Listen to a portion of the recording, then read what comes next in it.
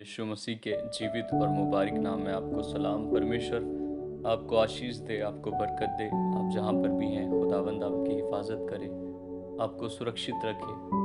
मेरे प्रियो, परमेश्वर के वचन सच्चे हैं, उसकी प्रतिज्ञाएं सच्ची हैं और वो वायदों का सच्चा परमेश्वर है। इसलिए जो कुछ हम करते, जो कुछ हमें दिखाई देता, हमें उसके पीछे नहीं, बल्कि हमारा परमेश्वर हमसे क्या कहता है, उसके वायदे हमारे लिए क्या है, उस पर फोकस करना है, उस पर अपने ध्यान को केंद्रित करना है। क्योंकि आज दुनिया जिन चीज़ों के पीछे भाग रही है, जिन चीज़ों की पाने की इच्छा, जिज्ञासा, उत्तेजना लोगों के अंदर है, वो एक दिन सब कुछ खत्म हो जाएगा।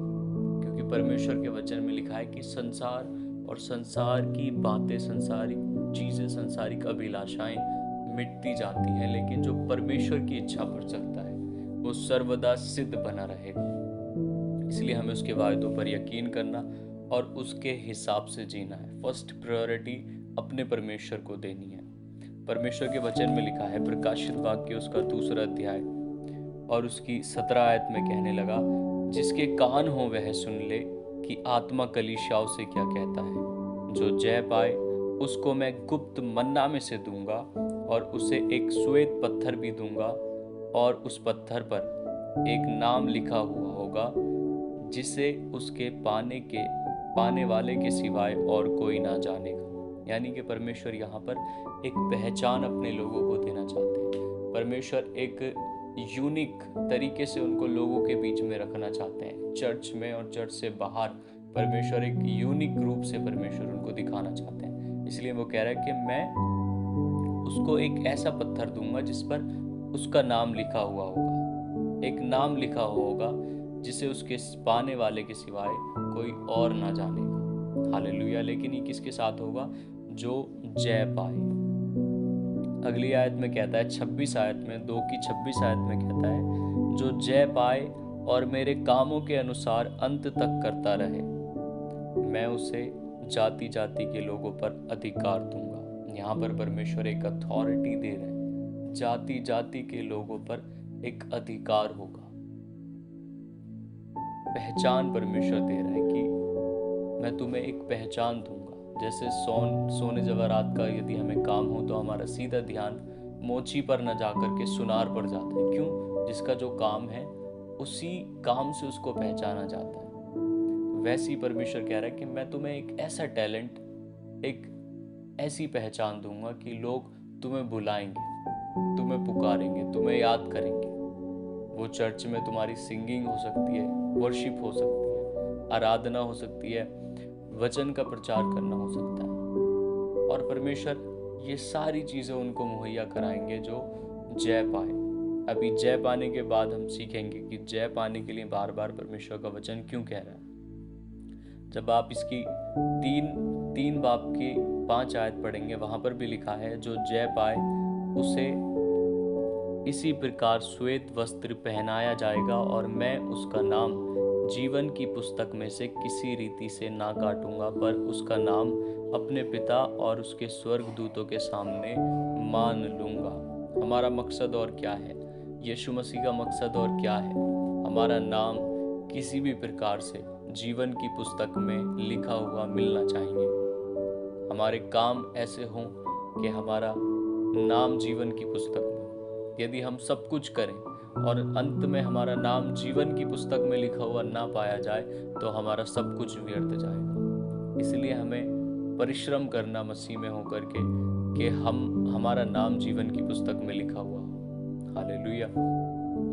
इसमें भी कह रहा है कि जो जय पाएगा उसका नाम मैं जीवन की पुस्तक में लिखूंगा और किसी भी रीति से काटूंगा नहीं। आगे कहने लगा 3 की 12 आयत में, जो जय पाए उसे मैं अपने परमेश्वर के मंदिर में एक खंबा बनाऊंगा और वह फिर कभी बाहर ना निकलेगा, और मैं अपने परमेश्वर का नाम और अपने परमेश्वर के नगर अर्थात नए यरूशलेम का नाम, जो मेरे परमेश्वर के पास से स्वर्ग पर से उतरने वाला है, और अपना नया नाम उस पर लिखूंगा। जिसके कान हो वह सुन ले कि आत्मा कलीसियाओं से क्या कहता है। यहाँ पर भी परमेश्वर कह रहा है कि मैं उसको अपने मंदिर में, परमेश्वर के मंदिर में एक खंबा बनाऊंगा। परमेश्वर का प्लान छोटा नहीं है, परमेश्वर की योजनाएं छोटी नहीं है, लेकिन संसारिक जो कुछ हमें दिखाई देता है, काफ़ी बार हम इतना इन्वॉल्व इन चीज़ों में हो जाते हैं, इतना खो जाते हैं इन चीज़ों में कि परमेश्वर जो अथॉरिटी देने की हमें बात करता है, जो परमेश्वर हमें स्थान देने की बात करता है, जिस जगह परमेश्वर हमें ले जाना चाहता है, उस सब को हम काफ़ी बार बड़ा छोटा और हल्का लेने लगते हैं। लेकिन ये प्रियो, बहुत ही बड़ी बात है कि परमेश्वर हमें एक अधिकार देना चाहता है, हमें कोई एक पहचान देना चाहता है और अपने घर में, अपने मंदिर में एक खंबा बनाना चाहता है। खंबा यानी एक पिलर जिस पर छत टिकी हुई होती है, जिस पर पूरा छत का भार टिका हुआ होता है, वो पहचान परमेश्वर हमें देना चाहता है। तो हम इतने बड़े परमेश्वर के पास आकर के इतनी बड़ी बड़ी अथॉरिटी जो हमें देना चाहता है, हम उसको नहीं भूल सकते, उसको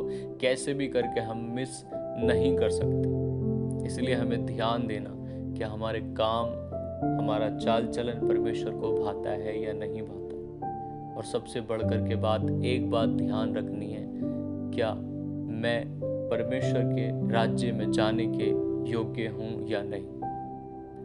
यदि ना आता है तो हमें तैयार करना है, क्योंकि ये सच है और हर प्रकार से मानने योग्य है कि परमेश्वर आएगा, अच्छे और बुरों का न्याय करेगा, और जो परमेश्वर के राज्य में जाने के योग्य ना होगा, जिसने जय नहीं पाई होगी, उनको परमेश्वर नरक की आग में, हमेशा जलने वाली आग में, अनंत मृत्यु में डाल देगा। लेकिन जो जय पाएंगे वो सब परमेश्वर के राज्य में जाने पाएंगे।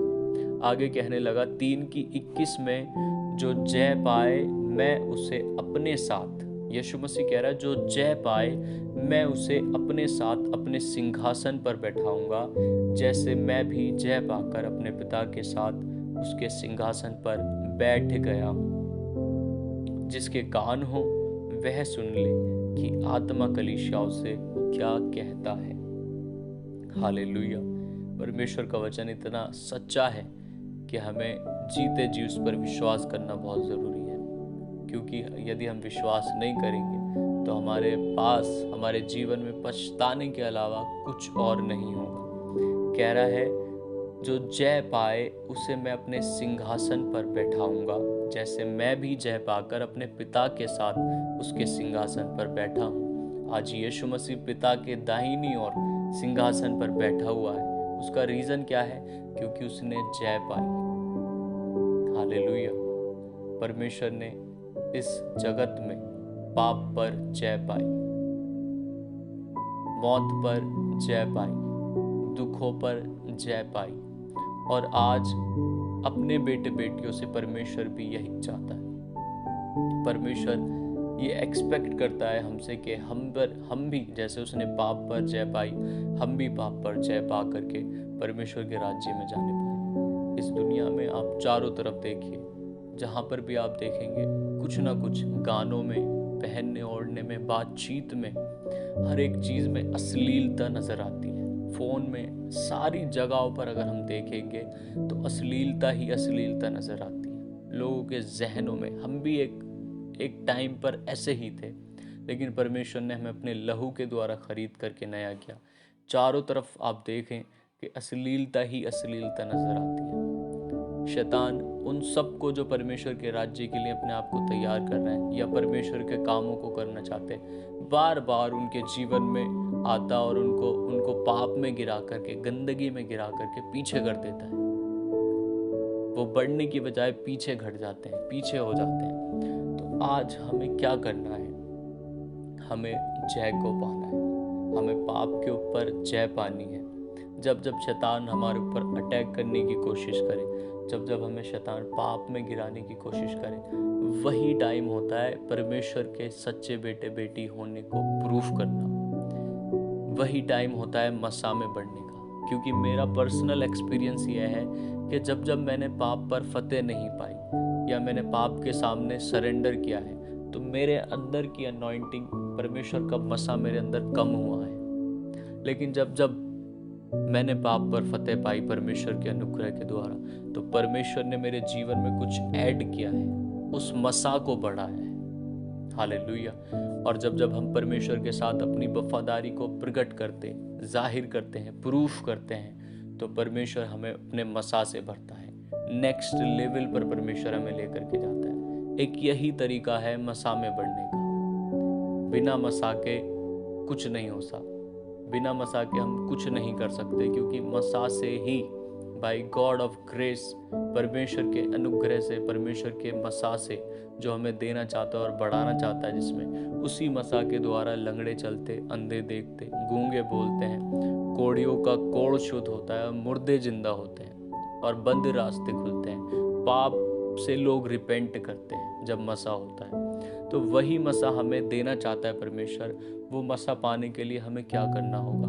जब जब शैतान अटैक करे व्यभिचार के द्वारा, पाप के द्वारा, आपको वहां से हटना, प्रेयर में जाना, वचन पढ़ना, परमेश्वर के साथ सरेंडर करना, परमेश्वर के सामने अपने आप को समर्पित करना और परमेश्वर के सामने ये प्रूफ करना कि परमेश्वर, मैं पाप से घिन करता हूँ, मैं पाप से नफरत करता हूँ।